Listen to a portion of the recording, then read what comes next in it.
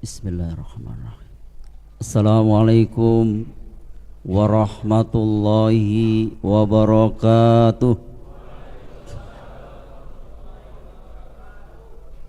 Alhamdulillah alladzi anzalal Qur'an hudal linnasi wa bayyinatin minal huda wal furqan. Asyhadu an la ilaha illallah wahdahu la syarikalah wa asyhadu anna Muhammadan abduhu wa rasuluh. Allahumma salli ala Muhammad wa ala alihi wa ashabihi ajma'in, amma ba'du.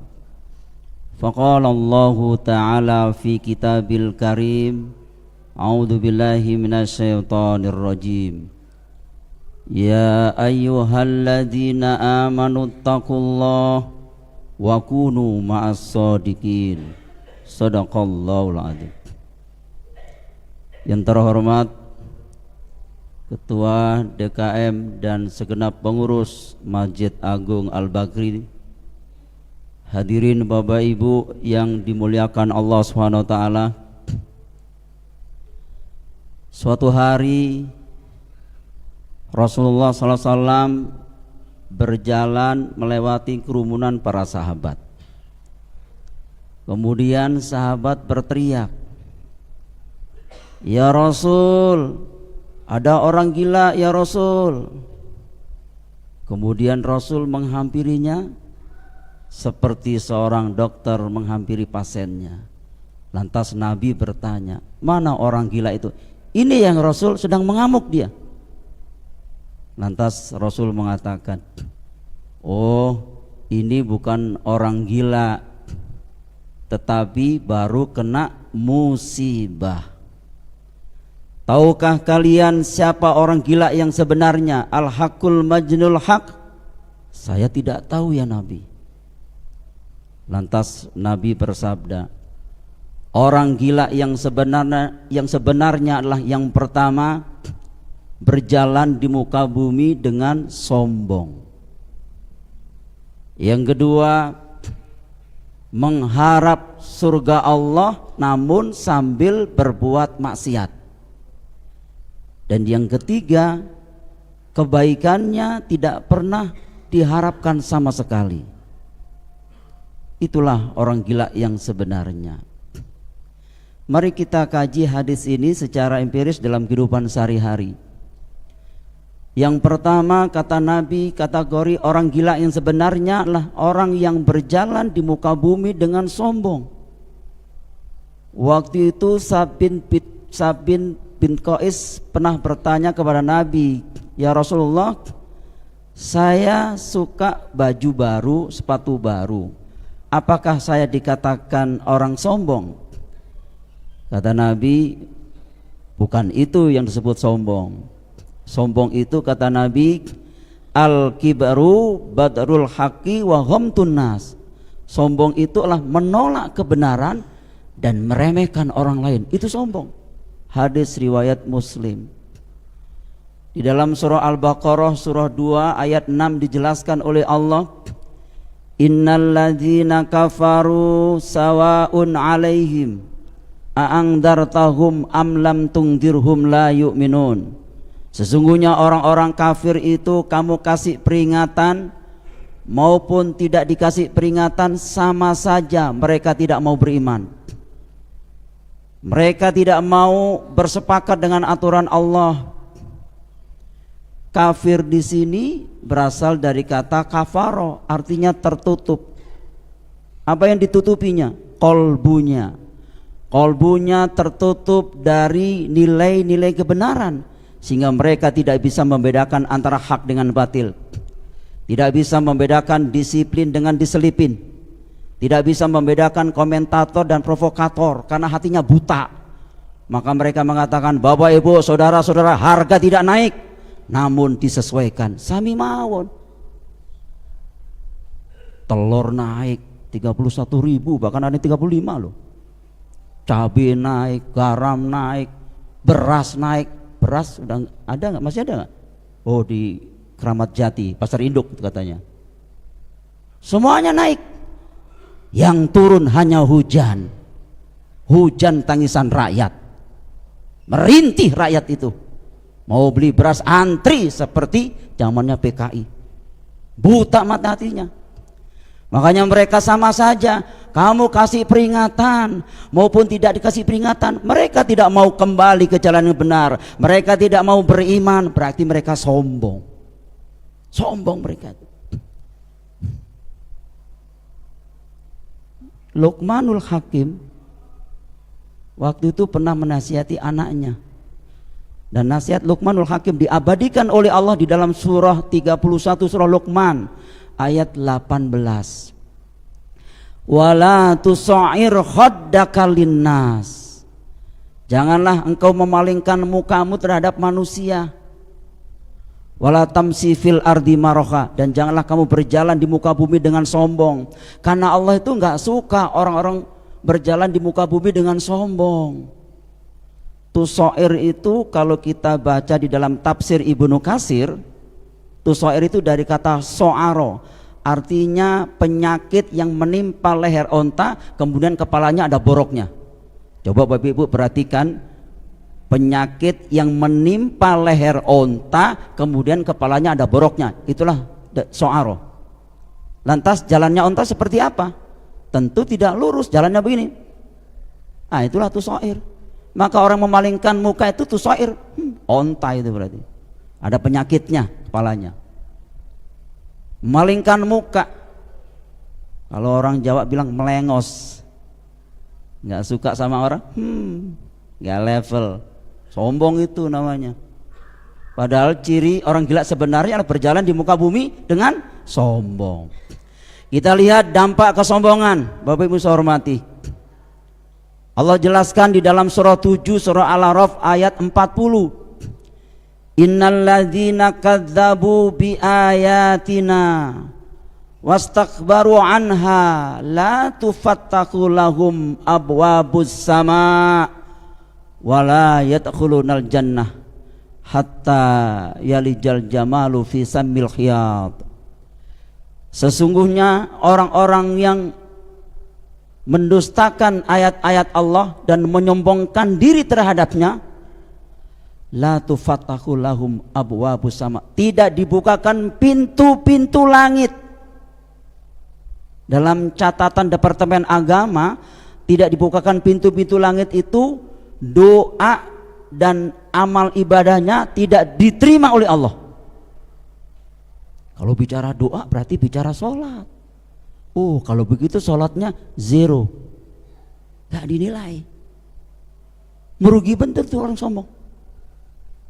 Itu dampak yang pertama, tidak dibukakan pintu-pintu langit. Dampak yang kedua, hatta yalijal jamalu fi samil khiyat, hingga unta masuk lubang jarum. Mungkin gak Bapak Ibu unta masuk lubang jarum? Tentu tidak mungkin. Orang sombong juga tidak mungkin masuk surga. Begitulah orang-orang yang berbuat dosa itu. Ini ciri orang gila yang sebenarnya. Yang kedua, kata Nabi, orang gila yang sebenarnya adalah mengharap surga Allah sambil berbuat maksiat. Coba Bapak Ibu bayangkan, kebayang gak orang yang mengharap surga Allah namun sambil berbuat maksiat? Habis sholat nyolong sendal, gila itu namanya. Habis sholat berdoanya ditutup dengan Rabbana atina fid dunya hasanah wa fil akhirati hasanah wa qina adzabannar. Begitu bebenah pergi ke kantor, manipulasi data, dia curang, gila itu. Baru minta ihdinas siratal mustaqim, di kantor manipulasi data, dia curang. Dia iseng-iseng bikin kwitansi kosong, ditulis 000 jadi 8.000 US dollar, lumayan. SOP, sekedar ongkos pulang. Luar biasa itu. Allah jelaskan di dalam surah 16. Surah 16 itu surah An-Nahl ayat 92. Wala takunu kallati naqadat ghaslaha mim ba'di quwwatin angkasa. Janganlah kamu seperti seorang perempuan yang menguraikan benangnya yang sudah dipintal menjadi kuat, menjadi cerai-berai kembali. Di pagi hari ditenun, di siang hari dicabut lagi tenunan itu. Habis pergi haji korupsi, oh ini gila itu. Bayangkan di pagi hari menanam sendi-sendi keimanan, di siang hari diacak-acak lagi, nggak jadi. Saya contohkan seorang pejabat di luar negeri. Ya tentu saya contohkan di luar negeri, nggak mungkin dalam negeri. Ya Bapak Ibu pasti tahu. Di luar negeri, seorang pejabat di luar negeri ketika di pagi hari dia berkata kepada anak-anaknya dan istrinya, anak-anakku, tahu kalian bahwa judi itu haram, minum-minuman bir itu haram, mengkonsumsi narkoba itu haram, jangan clubbing, jangan kedugem, jangan nonton striptis, LGBT itu haram, paham? Tentu anaknya mengerti apa yang dikatakan ayahnya di pagi hari tadi. Di pagi hari dilarang. Akhirnya pejabat tersebut pergi ke kantor. Apa yang dilarang di pagi hari semuanya ditandatangani. Judi boleh, konsumsi narkoba boleh, ya kan, tarian striptis boleh, pajaknya mahal, lumayan itu. Boleh, semuanya boleh. Jadi nggak jadi dia. Di rumah dilarang, di sekolah dilarang, seharusnya di masyarakat juga dilarang. Ini tidak Bapak Ibu.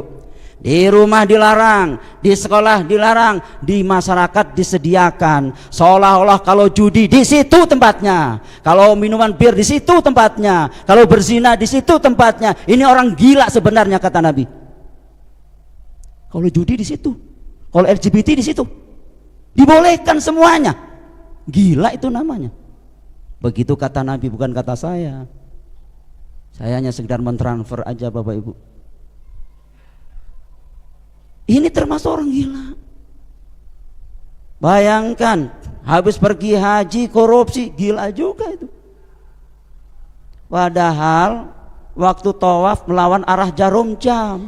Ini kan fighting spirit, lambang perjuangan. Harus berani mengatakan di dalam dirinya selamat tinggal maksiat, selamat tinggal menabung dosa, selamat tinggal menghina orang lain, selamat tinggal mencibir orang lain. Ternyata setelah pulang pergi haji mereka berbuat maksiat.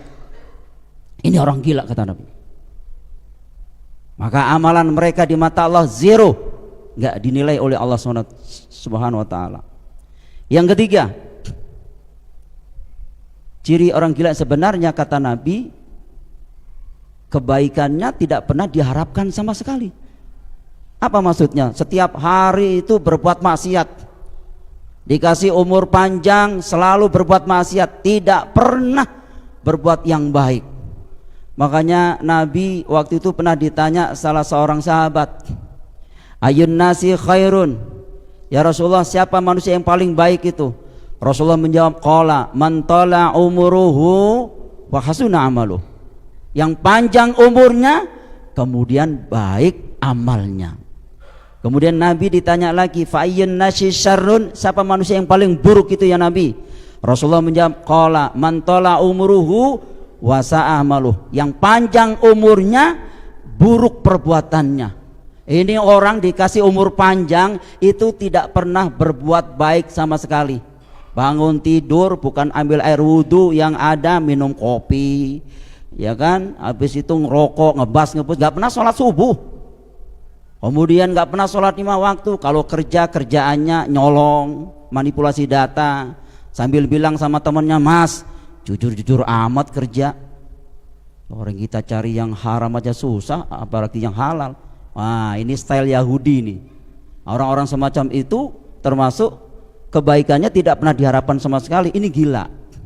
Dengan demikian, bagaimana yang terjadi di rumah sakit Grokol, bagaimana yang terjadi di rumah sakit Lawang yang ada di Malang, bagaimana yang ada di rumah sakit di Pondok Kopi atau di Menur Surabaya, kata Nabi, mereka itu baru kena musibah. Orang gila yang sebenarnya adalah cerdas secara intelektual namun bobrok moralnya. Kalau mereka memimpin negara, hancur negara, karena mereka nggak benar di mata Allah. Oleh sebab itu, supaya kita menjadi orang yang benar, kata Allah, bergaulah dengan orang-orang yang jujur.